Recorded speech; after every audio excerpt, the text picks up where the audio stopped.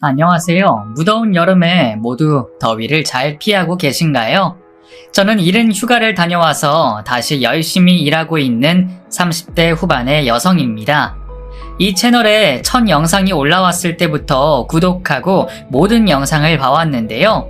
많은 분들이 가슴에 큰 상처를 하나씩 품고 살아가시는 걸 보고 매우 큰 공감을 했답니다. 사실 저에게도 어마무시하게 끔찍한 사연이 하나 있어요. 3년 전 시댁 식구들과 있었던 일인데요. 그날을 생각하면 아직도 심장이 지진나는 기분이랍니다. 저는 그 사건을 아직도 친정 부모님께 알리지 못했어요. 남편과 연관되어 있는 일이라 쉽게 입이 떨어지지 않더라고요. 그래서 아무에게도 말하지 못한 사연을 이제야 입을 떼어 말해보고자 합니다. 충격을 거듭하다가 더 큰 충격으로 끝나는 이야기니 귀를 떼지 마시고 마지막까지 경청해 주시길 바랍니다. 남편을 처음 만난 건 대학교였어요. 저와 같은 과이자 동기여서 쉽게 친해지게 되었죠. 저는 그이와 친구로만 지낼 줄 알았는데 3학년이 되자 고백을 하더라고요. 그동안 자기 마음은 우정이 아닌 사랑이었다면서 말이죠. 그리고 그이의 고백을 받자 제 가슴이 심하게 떨렸습니다. 며칠을 고민해 봤더니 저 역시 남편을 우정이 아닌 사랑을 하고 있는 것 같더라고요. 그래서 저희는 연인이 되었고 캠퍼스의 낭만을 즐기며 대학 생활을 마쳤답니다. 졸업 후 각자 다른 회사에 취직을 하며 얼굴 볼 시간이 줄어들어도 저희의 사랑은 변하기는커녕 더 애틋한 마음으로 서로를 만났어요. 그렇게 연애를 오랫동안 지속하며 양가 부모님을 자주 찾아뵈었죠. 저희 부모님은 남편을 너무 마음에 들어 하셔서 기반이 잡히면 당장이라도 결혼하라고 말씀하셨답니다. 그런데 시댁 식구들은 저에게 큰 관심을 두지 않았어요. 아니, 더 정확하게는 남편이 뭘 하든 누굴 만나든 전혀 신경 쓰지 않았답니다. 남편의 아버지는 그이가 고등학교 시절에 돌아가셨고 시어머니와 시동생이 있었는데 가족 사이가 평범해 보이지 않았답니다. 시어머니는 시동생을 끔찍할 정도로 아끼셨는데 남편에게는 작은 표현 하나 하지 않으셨어요. 시댁에 가면 괜히 민망해서 남편의 눈치만 살피곤 했답니다. 그이는 시동생이 미숙아로 태어나고 잔병치레를 많이 해서 어릴 적부터 남편과 편애를 했다고 하더라고요. 남편은 시어머니의 지나친 차별을 겪으며 자라왔답니다. 사춘기가 지나고 나서는 크게 기분 나빠하지 않고 그러려니 하고 지냈다고 하더군요. 그의 성격이 워낙 온순하고 차분한 사람이라 반항 한번 해보지 않고 성장한 티가 역력해 보였죠. 저와 남편이 30살이 넘어가면서 결혼 준비를 시작하게 되었습니다. 결혼 자금을 많이 모은 건 아니었지만 어느 정도 대출을 끼면 충분히 부부의 삶을 살 수 있겠더라고요. 또 저희 부모님은 적지 않은 돈을 보태주셔서 혼수 마련하는 데에는 큰 무리가 없었습니다. 하지만 남편의 입장은 조금 달랐어요.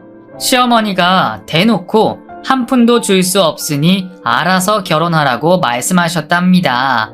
큰애 너는 회사도 좋은데 다니고 하니까 결혼 준비는 네가 다 알아서 해라. 행여나 나한테 도움받을 생각이거든 당장 접거라. 네, 걱정 마세요. 이미 대출까지 받아서 신혼집을 마련해 놓은 상황이에요. 그렇다니 다행이다. 그나저나 우리 민수가 걱정이네. 네가 결혼해도 용돈은 계속 줬으면 좋겠다. 아직 취직을 못했으니 형이 도움을 주는 건 당연한 일이잖아. 엄마, 그건 좀 그래요. 민수 나이도 이제 20대 후반이에요. 자기 앞가림할 나이가 진작에 지났다고요. 취직이 안 되면 알바라도 하면서 준비해도 충분할 텐데 두 손 놓고 놀고 있는 건 철없는 행동 같다고요. 남편이 처음 시어머니께 반기드는 말을 꺼내자 시어머니의 얼굴이 아주 무섭게 변했습니다. 미간에 주름을 잔뜩 지으며 너는 형이 돼서 그렇게밖에 말을 못하냐? 취업 스트레스가 이만저만이 아닐 텐데 거기서 알바까지 하면 애 쓰러질지도 모른다고.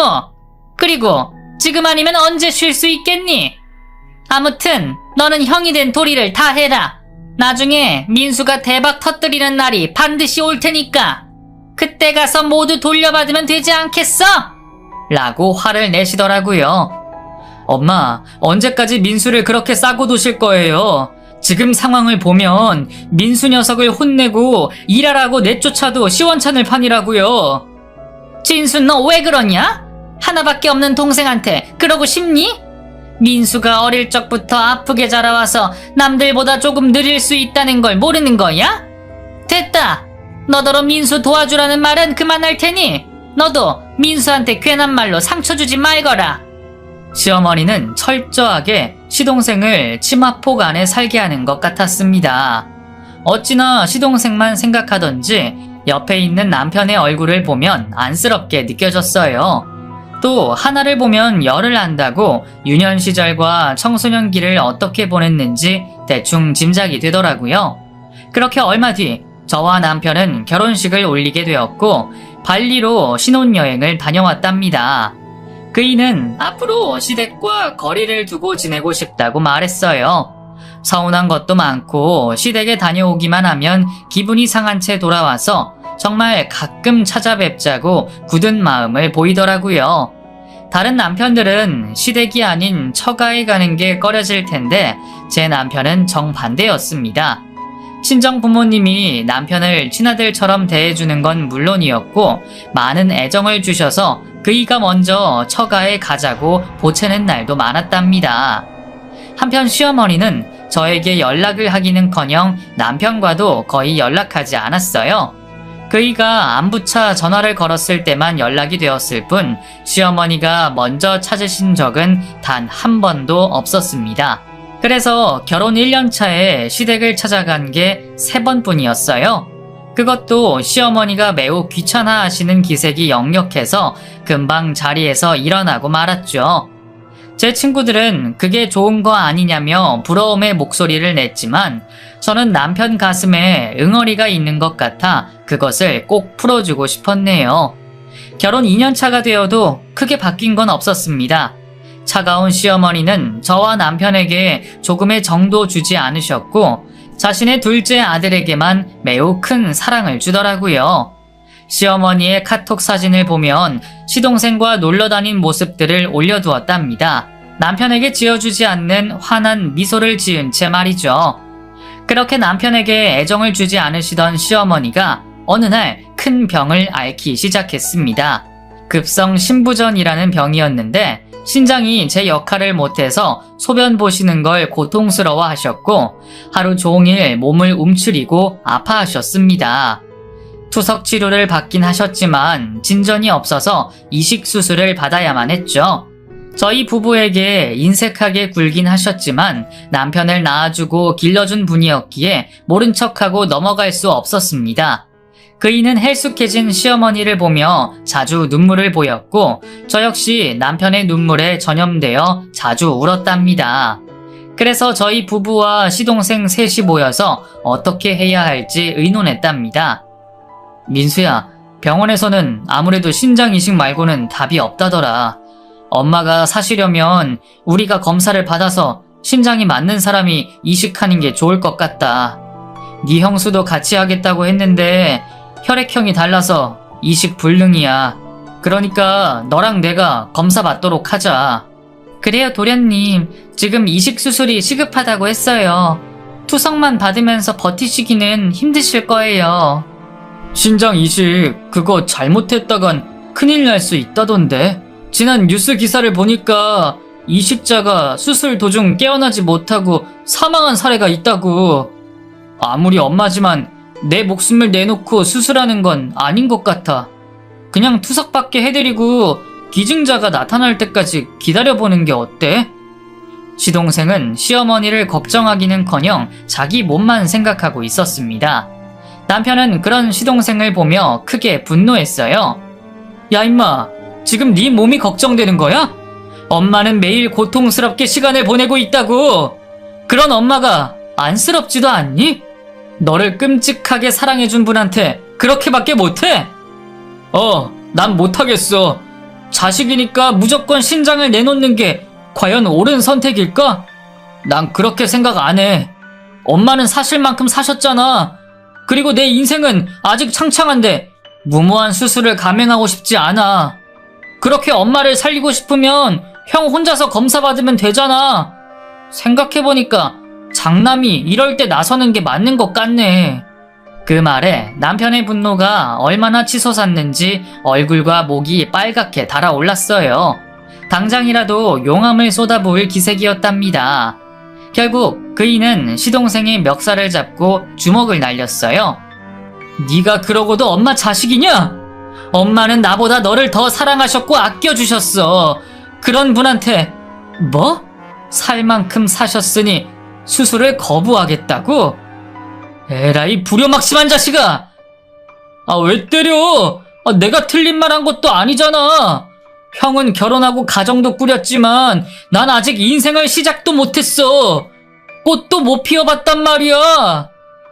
이 못난 자식, 내일 모레 30이 될 놈이 아직도 철이 안 들었어. 넌 어떻게 어릴 적 모습 그대로냐? 이기적이고 못돼 먹은 자식. 그래, 됐다. 나 혼자 검사 받을게. 겁쟁이 놈은 계속 엄마 치마폭에서 애처럼 살아라. 시동생은 남편이 잡은 멱살을 뿌리치고 밖으로 나가버렸습니다. 그런데 자기도 창피하고 부끄러웠는지 시댁에도 돌아가지 않고 어딘가에 숨어버렸어요. 이튿날 남편과 병원을 찾아가 수술이 가능한지 검사를 받게 되었는데 하늘의 뜻이었는지 시어머니께 신장을 내어드릴 수 있다는 결과를 받게 되었습니다. 저희 부부는 병실에 누워있는 시어머니께 이 기쁜 소식을 전했어요. 어머님, 이제 됐어요. 진수씨가 어머님이랑 수술이 가능하대요. 그것도 매우 적합한 신장이라고 했다고요. 정말이야? 그럼 이제 투석받지 않아도 된다는 거지? 아이고, 나 살았다. 그동안 투석받느라 얼마나 고생스러웠는지. 여하튼 큰애야, 고맙다. 네가 내 목숨을 이렇게 살려주는구나. 아무래도 하늘에 있는 네 아버지가 우리 가족을 지켜주려고 손을 쓴 모양이야. 이제 걱정 마세요. 제가 엄마 구해드릴게요. 마음 편히 놓고 수술 끝나고 여행 가고 싶은 곳이나 골라두세요. 여행? 나야 좋지. 그 민수도 같이 가는 거지? 그런데 민수 이놈은 어디를 갔길래 코빼기도 안 보이는 거냐? 이 기쁜 소식을 같이 들었으면 많이 좋아했을 텐데 말이야. 저희는 시동생이 검사받기 거부한 사실을 말씀드리지 않았어요. 이야기해봤자 좋을 것 하나 없었으니 입을 다물고 말았죠. 며칠 뒤 남편과 시어머니는 나란히 누워 수술실로 들어갔는데 두 사람은 손을 꼭 잡고 마주보며 웃고 있었어요. 그 모습을 보자 이제부터는 시어머니가 시동생뿐만 아니라 남편에게도 애정을 주시며 지낼 것 같아 기쁜 마음으로 수술실 앞에서 기다리게 되었답니다. 몇 시간 만에 수술은 성공적으로 끝났고 시어머니와 남편 모두 무사히 수술실에서 나오셨어요. 이튿날 정신이 깬 두 모자는 서로의 손을 잡으며 고맙다, 괜찮다 하며 안부를 전했고 과거 서운한 게 있으면 모두 잊고 앞으로 잘 지내보자고 했답니다. 한편 시동생은 수술이 끝나니까 바로 모습을 드러냈어요. 말로는 취업 준비 때문에 바쁘다고 했지만 신장 이식해주기 싫어서 도망쳤다가 돌아온 거였죠. 그런데도 뻔뻔하게 웃으며 엄마가 형 신장이랑 안 맞으면 내가 해주려고 했어. 그런데 이렇게 선수를 치는 바람에 내가 효도할 기회를 놓쳐버렸네. 수술이 잘 됐다니 다행이야 라고 말하는 겁니다. 얼마나 기가 막히고 어이가 없던지 뒤통수라도 한 대 날리고 싶었다니까요. 하지만 남편은 미소를 지으며 시동생에게 그래, 취업 준비하느라 고생이 많지? 올해에는 좋은 데 합격했으면 좋겠다. 엄마는 무사하니까 걱정 말고 병원보다 취업 준비를 우선시해 라며 응원의 말을 해주는 겁니다. 그이는 신장 이식을 하고 해탈했는지 시동생을 전혀 미워하는 눈치가 아니었어요. 또 가족이라 그런 건지 몇 주 전의 분노는 까맣게 잊어버린 것 같더라고요. 그렇게 입원 기간이 끝나고 집으로 돌아왔는데 하루가 지나가기도 전에 시어머니께 전화가 걸려왔어요. 남편이 복직하기 전에 맛있는 밥을 해주시겠다며 집에 한번 들르라고 말씀하셨답니다. 그런 말을 처음 들어서 그런지 괜스레 눈물이 나더라고요. 이제야 시어머니가 남편에게 애정을 주시려는 거구나 하며 무척이나 기뻤나 봅니다. 그래서 남편이 이식 수술을 해준 이후로 시어머니가 크게 달라지셔서 자주 왕래하며 돈독한 모자 사이 그리고 다정한 고부 사이를 이룰 수 있었습니다. 시동생이 질투할 만큼 남편에게 잘해주셔서 더할 나위 없었죠. 그런데 시어머니는 여전히 시동생을 치마폭에서 놓아주지 않았어요. 취업이 안 되는 백수 시동생을 챙겨주라며 매일같이 부탁의 말씀을 하셨답니다. 큰애야, 그 민수가 아무래도 혼자 힘으로 취직하는 게 힘든 것 같구나. 네가 힘을 좀 써서 좋은 데 넣어줄 수는 없겠느냐? 네? 제가 무슨 힘이 있다고 그런 말씀을 하세요? 저도 회사에서 겨우 대리라고요.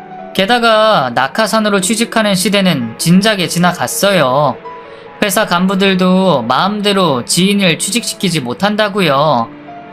꼭 너희 회사가 아니어도 다른데 중소기업도 안 되겠냐? 민수를 언제까지 백수로 둘 수는 없는 노릇이잖아. 엄마, 민수가 중소기업에 들어갈 마음이 있다면 얼마든지 이력서를 내면 될 거예요. 그런데 콧대 높은 녀석이라 힘든 일을 하는 데는 가지 않으려고 한다고요. 그러니까 주 5일 근무에 사무직으로 알아봐주면 되잖아. 몸쓸 일 없는 편한 회사로 말이야. 그런 회사가 어딨어요. 어딜 가나 똑같이 힘든 건 매한가지예요. 제 생각에는 민수가 엄마랑 떨어져 지내면 좋을 것 같아요. 엄마한테 의지 그만하고 혼자 힘으로 살았으면 좋겠다고요. 제가 숙식 제공되는 공장 알아볼까요? 뭐? 공장? 너 지금 우리 아들을 공장에서 허드렛 일이나 하라는 거냐? 민수가 나온 대학이 서울에서 손가락 꼽히는 곳인데 고작 공장을 들어가라고? 너 민수를 너무 무시하는 거 아니야? 엄마, 요즘 공장도 많이 좋아졌어요. 급여도 좋고 기숙사도 아주 좋다고요. 게다가 민수가 공대를 나왔으니까 경력을 쌓을 기회라고 생각하고 일해보면 좋을 거라고요. 됐다. 넌 어쩜 형이라는 녀석이 동생을 고생시킬 생각만 가지고 있냐? 네가 취직해서 잘 살고 있다고 민수를 그렇게 무시하는 건 아닌 것 같다. 나 기분 안 좋아졌으니까 그만들 가봐라. 시어머니는 시동생이 대단한 인물인 줄 아셨어요. 끝까지 자신의 아들은 특별해서 아무 데서나 일하면 안 되는 고급 인력이라는 말을 되풀이하셨죠. 결국 그렇게 자리를 뜨고 집으로 돌아갔는데 시어머니와 연락이 닿지 않았어요. 처음 일주일은 화가 나서 그런가 보다 했는데 2주가 지나고 한 달이 지나도 저희 연락을 받아주시지 않았답니다. 제 남편이 신장 이식을 해드린 사실을 잊으셨는지 다시 예전의 태도로 변하신 거죠. 또 시동생과 놀러 다니는 사진을 카톡 프로필 사진으로 올리며 자신의 아들은 시동생 하나라는 것처럼 행동하셨네요. 사람은 변하지 않는다더니 그 말이 틀린 말이 아닌가 봅니다. 저희 부부는 예전처럼 시댁과의 왕래를 거의 하지 않게 되었고 저희만의 삶을 지내기 시작했어요. 그리고 몇 달 뒤 시어머니가 중대한 발표를 하겠다며 시댁으로 부르셨습니다. 저와 남편은 시동생이 취직이라도 해서 잔치를 벌이는 건가 예상하며 시댁으로 향했죠. 그런데 저희의 예상은 완전히 비껴나갔습니다. 현관문을 열고 들어가자 시동생 옆에 여자가 있더라고요. 너희들 왔냐? 오늘 중대 발표할 게 있다고 한 거 말이야. 너희 동생이 장가가게 생겼다. 보다시피 색식감도 데리고 왔지. 정말 참하고 예쁜 아이니까 잘 대해주거라. 저와 남편은 시동생을 응시하며 진짜 결혼하는 게 맞느냐고 물었습니다. 취직은커녕 돈 한 푼 없는 시동생이 결혼한다고 하니 어이가 없었기 때문이죠. 도련님, 진짜 결혼을 하겠다는 거예요? 네, 그러니까 신부감을 데리고 집에 왔죠. 그럼 취직은 하신 거예요? 신혼집은 어떻게 마련하려고요? 신혼집은 엄마가 마련해 주셨어요. 요 앞 사거리에 들어선 신축 아파트 아시죠? 거기서 제일 큰 평수로 들어가게 됐어요. 우리 자기가 새 아파트 아니면 결혼 안 한다고 해서 제가 엄마한테 부탁 좀 했죠. 그리고 취직은 안 하기로 했어요. 그게 무슨 소리야? 취직을 안 하다니? 그럼 결혼하고도 계속 백수로 지내겠다는 거야? 형은 날 뭘로 보고 그런 소리를 해. 엄마가 사업하라고 돈 주셨거든. 벌써 사무실 계약하고 직원까지 뽑아뒀다고. 두고 봐. 내가 사업 대박 내서 강남으로 금세 진출할 거니까. 저희 부부는 시동생의 말을 듣고 크게 화가 났습니다. 제 남편에게는 10원 하나 주지 않던 시어머니가 시동생에게는 거의 전 재산을 주셨으니까요. 예비 동서가 있어 하고 싶은 말을 꾹 참고 식사를 이어갔고 억지로 화기애애한 척하며 시간을 때우다가 집으로 돌아갔습니다. 그리고 저는 남편에게 여보, 어머님 너무하는 거 아니야? 어떻게 도련님한테 전 재산을 탈탈 털어주실 수가 있어? 그 돈 모두 아버님이 남기고 가신 거라며. 그럼 당신하고 똑같이 절반으로 주셔야 하는 거 아니야? 하고 푸념을 늘어놓았어요. 그러자 남편도 나도 이럴 거라고는 상상도 못했어. 돈을 떠나서 아버지가 남기신 유산을 엄마 혼자 마음대로 민수한테 모두 물려줬다는 게 화가 나. 똑같은 자식인데 그럴 수가 있냐고 하며 불만을 토로했습니다. 죽어가는 시어머니 살려준 사람도 당신인데 이 같은 결정을 내린 게 어이없어. 도련님은 시어머니가 죽든 말든 상관하지 않겠다고 내뺀 사람이잖아. 나 이대로 못 넘어가. 다음에 어머님 만나면 도련님이 신장 검사를 피하고 시어머니가 어떻게 되든 상관하지 않았다는 사실을 알릴 거야. 미안해 여보. 나 때문에 괜한 스트레스 받게 해준 것 같아. 면목이 없네. 이 모든 일이 내가 못나서 이렇게 된 것 같아. 당신이 왜 못나? 못난 건 도련님이지. 자기 앞가림도 못하는 주제 결혼을 하겠다고? 비싼 신혼집에 사업장까지 받아 처먹는 양심 없는 사람이라고. 그렇게 연신 시동생 흉을 보며 화를 가라앉힐 수 있었습니다.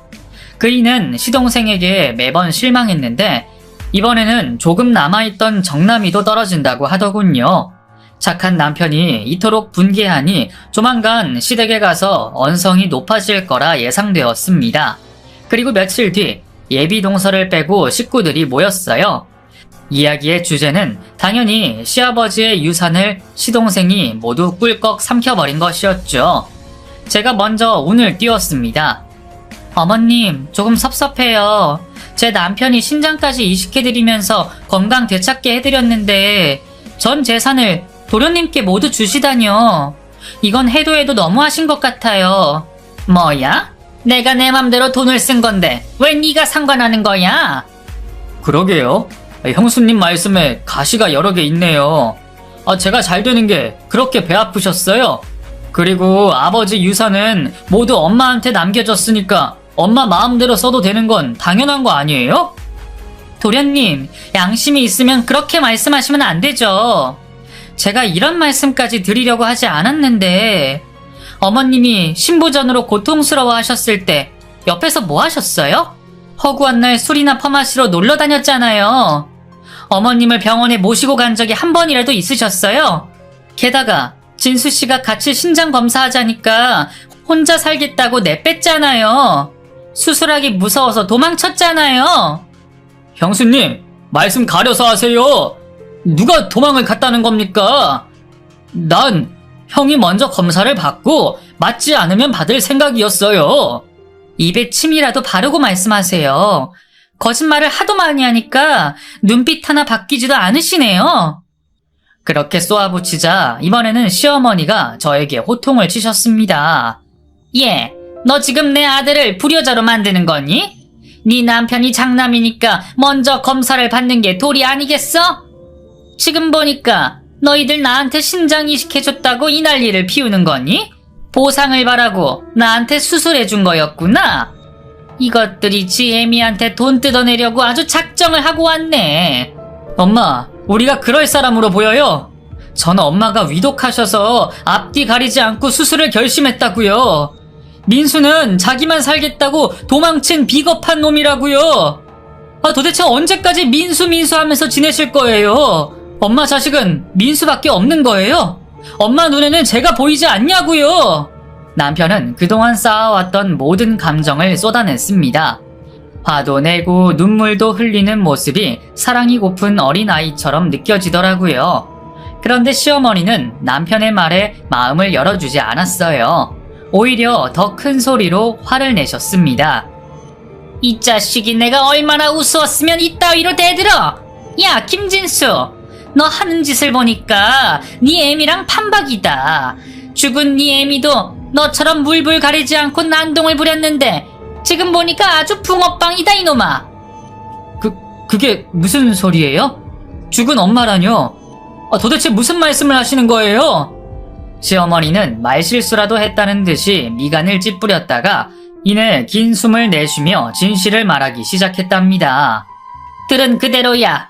네 친모는 내가 아니야. 난 네 아버지랑 재혼했다고. 그래서 내가 낳은 아들은 민수 하나다. 엄마, 지금 화나서 아무 말이나 막 하시는 거죠? 그게 말이 된다고 생각하세요? 어휴, 순진한 거니 미련한 거니. 내 말 못 믿겠다면 유전자 검사라도 해보든가. 여하튼 나는 이제 너랑 네 처를 그만 보고 살고 싶다. 돈에 눈이 뒤집혀서 협박하는 니들 꼴을 보고 싶지 않다고. 그러니 당장 나가라. 그리고 앞으로 우리 얼굴 볼 생각 마라. 알아듣겠냐? 저는 시어머니가 밝힌 비밀에 경악하고 말았어요. 얼마나 놀랐는지 눈앞이 노랗더라고요. 남편도 큰 충격을 받아 바닥에 쪼그리고 앉아 아무 말도 하지 못했답니다. 평생을 엄마로 생각한 사람이 계모라는 걸 알게 되어서 크게 무너졌죠. 시동생은 이 사실을 모두 알고 있었는지 비웃는 입모양을 하며 이런 멍청이가 내 형이라니. 에휴, 진짜 한심하다. 자기 엄마가 친엄마인지 아닌지도 모르고 살아온 거야? 난 어렸을 때 이미 눈치채고 있었다고. 그렇게 눈치가 없어서 사회생활은 가능하냐? 어쨌든 엄마가 너한테 줄 유산은 10원 하나도 없으니까 돈 달라고 구걸하지 말고 그만 꺼줘! 라고 막말을 하더군요. 저와 남편은 거기서 무슨 말을 해야 할지 몰라 힘없이 일어나 시댁에서 나와버렸습니다. 그이는 며칠 동안 말 한마디를 하지 않고 충격에서 벗어나지 못하고 있었어요. 그리고 일주일 뒤 남편이 저에게 같이 지방에 다녀오자고 말했습니다. 여보, 나 진실을 알아야겠어. 아버지 친척들을 찾아가면 알 수 있지 않을까? 아버지 장례식 때 뵀던 고모가 어디 사는지 알거든. 20년이나 지나서 거기 계실진 모르겠는데 한번 찾아가서 이야기를 듣고 싶어. 그래, 가보자. 당신 태생부터 돌아가신 시어머니와 지금의 당신 계모 이야기까지 낱낱이 알아내 보도록 하자. 고마워, 여보. 당신이 내 옆에 있어서 천만다행이야. 으이구, 나는 하늘이 두 동강 나도 당신 옆을 지킬 거니까 걱정하지 마. 그리고 무슨 일이 있어도 내가 당신 편이라는 걸 잊지 마. 그렇게 며칠 뒤 주말에 남편의 고모님이 계시는 지방으로 내려갔어요. 전화번호는 없고 주소지만 있어서 무작정 찾아갈 수밖에 없었답니다. 저희는 한참을 운전해 고모님이 계신다는 전주에 도착했고 작은 빌라 앞에 서서 초인종을 눌렀어요. 너 진수구나. 진수 맞지? 고모, 저를 기억하시는군요. 너무 늦게 찾아와서 죄송해요. 아니야, 먹고 살기 바쁜데 이렇게 찾아와줘서 고맙구나. 옆에 있는 아가씨는 네 아내니? 고모님의 시선이 제 얼굴에 닿자 바로 고개를 숙여 인사드렸어요. 그리고 저희 세 사람은 둥글게 앉아 그동안 어떻게 살아왔는지에 대한 안부를 전하며 오랜 시간 대화를 나누었습니다. 이윽고 고모님이 심각한 얼굴을 하며 진수야, 고모를 찾아온 이유가 뭐야? 혹시 네 엄마랑 문제가 있어서 온 거니? 라고 말씀하셨어요. 네, 맞아요. 제가 며칠 전에 엄마의 친아들이 아니란 말을 들었어요. 저를 낳아주신 엄마는 돌아가셨다고 하는데 그게 사실인가요? 결론만 말하면 맞아. 그런데 그 과정은 매우 복잡해. 그래도 말씀해 주세요. 이제라도 진실을 알고 싶다고요. 그래, 알겠다. 네 아버지가 비밀로 해달라고 해서 가만히 있었는데 이젠 나조차도 죄를 짓고 있는 기분이 들어. 네가 먼저 찾아와서 물어주니 고맙기까지 하다. 고모님은 물을 한 잔 마시고 시댁 식구들의 비밀을 밝히기 시작했습니다. 네 아빠랑 친엄마는 연애 결혼을 했다. 네 엄마가 가난해서 우리 집안의 반대가 엄청 심했지. 그런데 네 아빠는 끝까지 네 엄마를 지키겠다고 살림부터 차렸어. 결혼식도 혼인신고도 하지 않고 살아갔지. 그러다 진수 네가 태어난 거야. 새 식구가 잘 살고 있는데 네 새엄마가 나타났다. 내 생각엔 네 아빠 집안을 보고 접근한 것 같았어. 여하튼 네 아버지랑 새엄마가 바람이 나면서 민수가 생긴 거야. 네 아빠는 바람난 너의 계모를 집안 어른들한테 소개를 했고 다들 마음에 들어 하셨다. 그래서 네 엄마를 두고 딴 살림을 차리고 살았지. 네 엄마는 갓난쟁이인 너를 키우면서 괴로워하고 지내다가 끝내 세상을 떠나고 말았다. 남편은 친어머니가 어떤 이유로 돌아가셨는지 궁금해 고모님의 말을 잘랐습니다. 엄마는 왜 돌아가셨죠? 충격 때문에 돌아가신 건가요? 가슴앓이를 심하게 해서인지 심장마비로 세상을 떠났어. 따지고 보면 네 아버지와 새엄마 때문이지. 한 사람의 영혼을 그렇게 파괴해버렸으니 말이야. 어쨌든 네 친모가 돌아가시고 너희 집안이 내 식구가 된 거야. 그리고 어떻게 살아왔는지는 나보다 진수 네가 더 잘 알겠지. 그랬군요. 그래서 어머니가, 아니 계모가 저와 동생을 극대한 차별을 하면서 키웠군요. 내가 뭐라 말해야 할지 모르겠다. 어른들의 잘못된 선택에 자식인 네 인생만 힘들었으니 입이 10개라도 미안하다는 말밖에 해주지 못하겠구나. 고모가 왜 미안하세요? 돌아가신 아버지도 한마디 하지 않고 떠나셨는데 이제라도 모든 진실을 알게 됐으니 다행이네요. 그리고 남편은 그동안 있었던 일을 말했어요. 신장 이식과 시아버지의 유산을 모두 시동생에게 넘긴 일화를 들려주었더니 고모님 역시 크게 경악하셨습니다. 어떻게 예나 지금이나 달라진 게 하나도 없느냐며 그런 인간들과는 하루빨리 연을 끊는 게 좋겠다고 일러주었어요. 그렇게 시댁 식구들의 비밀을 모두 알고 돌아왔습니다. 남편은 시댁을 찾아가 해코지라도 해주고 싶었지만 똥이 더러워서 피하느냐며 이제라도 모든 걸 알게 되었으니 상종하지 않고 사는 게 자신을 위한 최고의 벌이라고 말했습니다. 저 역시 같은 생각이었어요. 남편이 감정 상하는 것보다 시댁 식구들을 깨끗이 지워버리는 게 현명할 거라 말이죠. 그이는 굳게 마음을 먹고 저와 신혼생활을 이어갔습니다. 몇 달 동안 작은 문제 하나 없이 잘 지내고 있었어요. 그이는 모든 관심을 저에게만 두어서 더할 나위 없을 만큼 달콤한 신혼을 보낼 수 있었죠. 그런데 얼마 뒤 저희 집에 불청객이 찾아왔습니다. 바로 인연을 끄는 시어머니였어요. 얘들아, 그동안 잘 지냈니? 어머님이 여긴 웬일이세요? 더는 얼굴 보지 않고 살자면서요. 나가세요. 저 고모 만나서 엄마가 무슨 짓을 저질렀는지 다 알게 됐어요.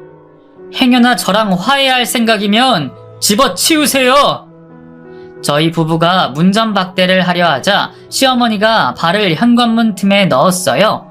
그러더니 잠깐이라도 좋으니 저희와 대화를 나누고 싶다고 하셨습니다. 마음 같아선 내쫓고 싶었는데 남편이 잠깐만 드리자고 해서 문을 열어주었네요. 용건만 간단히 하고 나가세요. 그리고 앞으로 볼 일이 없길 바랍니다. 진수야, 너 안 본 사이에 많이 까칠해졌구나. 무슨 일이냐고요? 그게 말이다. 사실 2달 전에 민수가 세상을 떠났어. 네? 민수가 죽었다고요? 도련님이 죽다뇨? 도대체 왜요? 저희 부부는 생각지도 못한 소식을 접하고 소스라치게 놀랐습니다. 너희도 놀랐지? 결혼해서 잘 사는 줄 알았는데 이 녀석이 사업을 내팽개치고 도박에 손을 댔지 뭐야. 그 도박판에 전전하면서 빚을 잔뜩 지었어. 그 나중에는 나한테 사업이 어렵다고 거짓말을 해서 집을 담보로 대출받아서 줬지. 그렇게 죄다 도박판에 돈을 잃고 말아서 이혼까지 당하고 만 거야. 결국 이리저리 떠돌며 술만 먹다가 극단적인 선택을 했단다. 유서 한 장 남기지 않고 떠났어. 에휴, 못난 자식. 끝까지 불효하고 떠나네. 그래서 민수 죽음을 알리려고 오신 거예요? 그 녀석은 저를 형으로 생각한 적 없는 놈이에요. 그런 놈이 세상을 떠났다고 명복을 빌어주진 않을 겁니다. 할 말 다 하셨으면 그만 돌아가세요. 남편은 굉장히 차갑게 굴며 시어머니를 내보내려고 했답니다. 그러자 시어머니가 다급한 목소리로 진수야, 내가 민수 때문에 집까지 잃고 말았어. 지금 오갈 데가 없는 상황이야. 네가 나랑 같이 살면 안 되겠니? 라고 말하더군요. 뭐라고요? 지금 내 어머니를 죽게 만든 여자랑 같이 살라는 거예요? 지금까지 사랑다운 사랑 한 번 준 적 없는 당신과 말이에요? 말도 안 되는 소리 집어치우고 당장 내 집에서 나가세요! 시어머니는 안 되겠다 싶었는지 바닥에 무릎을 꿇고 애원하셨습니다. 진수야, 이 엄마가 미안하다. 내가 죄인이야. 신장까지 이식해준 너를 내쳤다는 걸 나도 후회하고 있어. 정말 잘못했다. 엄마가 이렇게 빌 테니 다시 받아주면 안 되겠니? 네가 날 버리면 난 노숙자로 살아야 할 판이라고. 그럼 노숙하면서 사세요. 당신이 뭐라 해도 받아줄 마음 없으니까 그만 빌고 가세요. 거지도 아니고 이게 뭐 하는 짓입니까? 진수야, 이 불쌍한 엄마를 이대로 버릴 거야? 나중에 불효를 했다는 죄책감을 가지면 너도 힘들어질 거야. 불효? 죄책감? 이봐요 아줌마, 당신은 날 키웠다고 하지만 전혀 그렇지 않아요. 난 당신한테 잘 보이려고 공부도 열심히 했고 집안일도 열심히 거들었어요. 그런데 돌아온 건 무관심뿐이었어요. 당신은 그때 나를 버린 거라고요. 내 친모의 자리를 차지했으면 역할을 다 했어야지. 왜 그렇게 절 미워했어요? 어린 내가 뭘 아는 게 있다고. 당신은 내 가슴과 영혼을 무참히 짓밟은 학대범이에요. 그러니까 썩 나가세요. 내 눈앞에서 꺼지라고. 그이는 가슴의 응어리를 모두 꺼내놓았습니다. 죄책감을 가질 사람은 남편이 아닌 시어머니라며 단단히 못을 박아주었죠. 결국 시어머니는 아무것도 얻지 못하고 저희 집에서 쓸쓸한 뒷모습을 보이며 나갔습니다. 몇 시간 동안 힘들어하고 괴로워하는 남편에게 위로의 손길을 전했는데 쉽게 감정이 가라앉지 않았는지 그날 밤은 한숨도 자지 못했답니다. 남편이 다시 웃기까지 일주일이 넘는 시간이 걸렸어요. 아무리 미워도 시동생이 죽었고 시어머니가 오갈 데 없다고 하니 마음이 안 좋았겠죠. 저도 시댁 식구들을 생각하니 마음이 굉장히 불편했어요. 그래도 시간이 지나니 저와 남편은 다시 제자리를 찾았고 전처럼 아무 일 없다는 듯이 재밌는 결혼 생활을 이어나갔답니다. 이듬해 제가 임신을 하게 되었어요. 너무 기쁜 소식에 남편과 저는 호텔로 호캉스를 갔습니다. 자기야, 여기 너무 좋다. 이런 데서 살면 얼마나 좋을까? 그렇게 좋아? 하긴 우리가 사는 집에 비하면 파라다이스지. 남편 잘못 만나서 당신이 고생이 참 많아. 에이, 무슨 말을 또 그렇게 해. 나는 당신 만나서 충분히 복에 겨운 인생을 살고 있거든. 그렇게 말해줘서 고마워. 내가 우리 아이 태어나면 2배로, 아니 100배 이상으로 멋진 가장이 되도록 할게.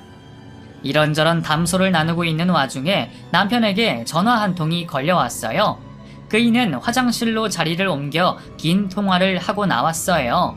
그런데 인상을 심하게 구기며 괴로워했답니다. 무슨 일이야? 무슨 일인데 그렇게 심각해? 회사에 무슨 일이라도 난 거야? 그게 아니라 엄마가 돌아가셨대. 뭐? 어쩌다가? 신부전이 재발됐다나 봐. 집 없이 노인 쉼터를 전전하면서 지냈다더니 결국 병이 돕고 만 거지.